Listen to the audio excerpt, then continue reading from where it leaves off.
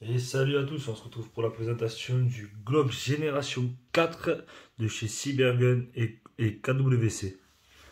Alors, sur la boîte, nous allons voir le logo Glock, en sachant que Cybergun est la seule marque d'airsoft française qui peut avoir la licence, qui a la licence Glock.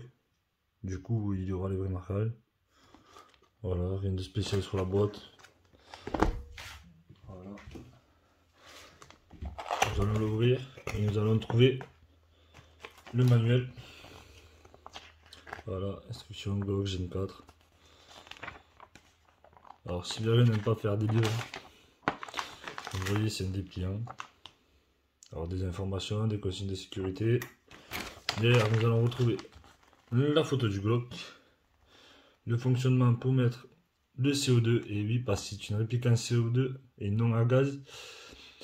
Comment mettre les billes dans le chargeur, les sécurités, le démontage, réglage au peuple, et ceci, une bulle éclatée avec des numéros de pièces qui est très bien en cas de casse. Après, pour avoir les pièces, peut-être contacter directement Cybergun, je pense. Après, je ne m'avancerai pas là-dessus. Ensuite, nous allons avoir le Glock dans un papier avec le chargeur engagé. Avant de passer à lui, nous allons voilà, faire ça. En basculant la boîte, vous allez trouver derrière deux pads avec la goupille, une goupille plus longue. Je vous expliquerai pourquoi juste après. Et la clé pour pouvoir mettre le CO2 dans le chargeur. On se retrouve direct avec la réplique et les pads pour les explications et la présentation. Alors, nous allons passer directement sur les marquages. Alors, déjà la couleur ressemble à un vrai, pour avoir eu un vrai en main. Alors, il y a le marquage Glock ici, 17 Gen 4 Austria, 9/19. Glock sur le pad ici.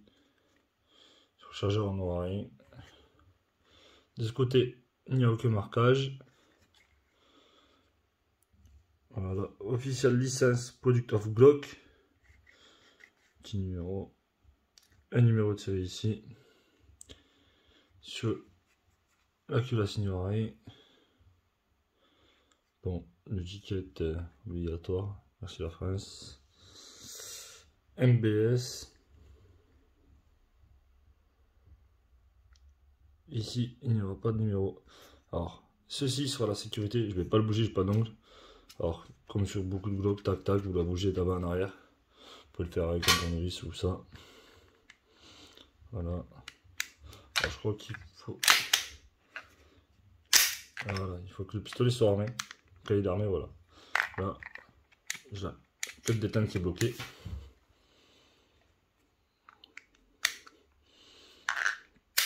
Voilà. Ensuite, vous allez avoir une deuxième sécurité ici, connue des Glock, avec le petit téton au milieu qu'il faut pousser pour pouvoir appuyer sur la queue. Allez, tac. Si j'appuie pas, ça part pas. Si j'appuie, tac. L'arrêteur de culasse sera ici présent, vu que c'est une réplique blowback, n'est pas ambidextre. Dessous, vous allez avoir un rail Picatinny pour accueillir une lampe ou quoi que ce soit. Sur le chargeur, vous pouvez mettre 15 billes. Vous allez avoir le numéro. Voilà. Alors, pour le descendre, il suffit de tirer là. Vous avez un tout petit trou qui sert pile poil pour entrer les billes. Alors, vous voyez les deux trous un trou de chaque côté, c'est parce que vous pourrez démonter le bouton d'éjection du chargeur pour le placer de l'autre côté pour qu'il soit ambidextre. Alors, du coup, je vais vous montrer les pads. Alors, prendre celui-là. Celui-là, c'est le L. Je ne sais pas si vous voyez le numéro à l'intérieur. Voilà, juste là. Voilà, ça c'est le L et l'autre sera le M. Alors, je vais vous expliquer comment cela se monte. Vous allez avoir ces petits crochets juste là en dessous qu'il faudra venir mettre ici. Au préalable, il faudra avoir démonté la goupille qui se trouve là. Et à la place de cette goupille, vous viendrez mettre celle-là qui est plus longue et qui viendra bloquer. Voilà, c'est pas compliqué. Il suffit d'avoir un petit chasse-goupille et ça se fait tout seul. Attention, par contre, quand vous démontez les goupilles, il y a un côté, je sais pas si on va le voir, voilà, cranté comme ça. C'est pour bloquer, de pas vous tromper de sens, pour pas abîmer le plastique de la réplique. Ensuite, nous allons mettre une sparklette à l'intérieur. Voilà.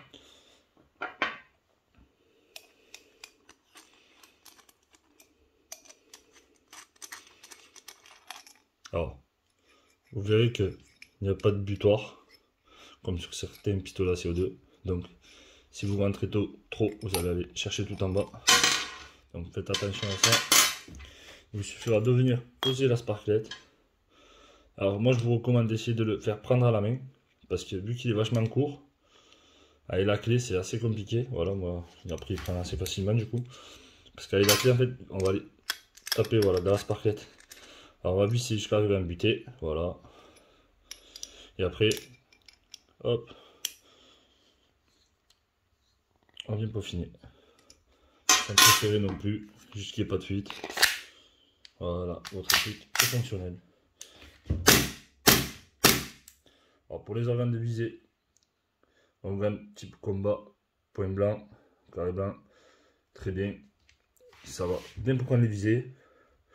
Je trouve qu'on y voit très bien avec. Voilà.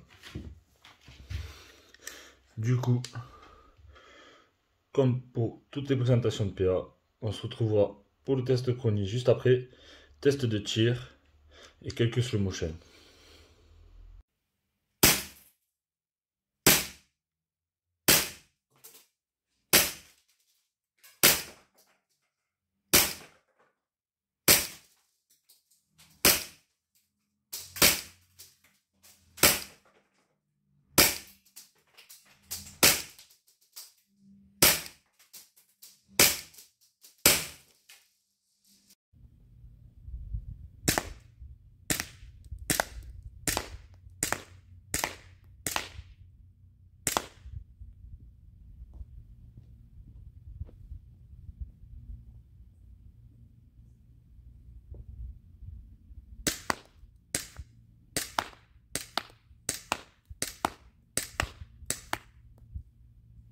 Alors, je ne vous avais pas montré, pour ouvrir la réplique, il faut tirer ici et pareil de l'autre côté.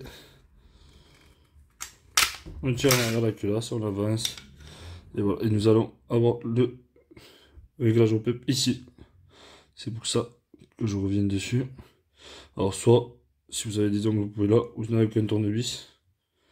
Voilà, double ressort de rappel. Voilà l'interne. Pour remonter, c'est simple. Hop, on vient faire coulisser.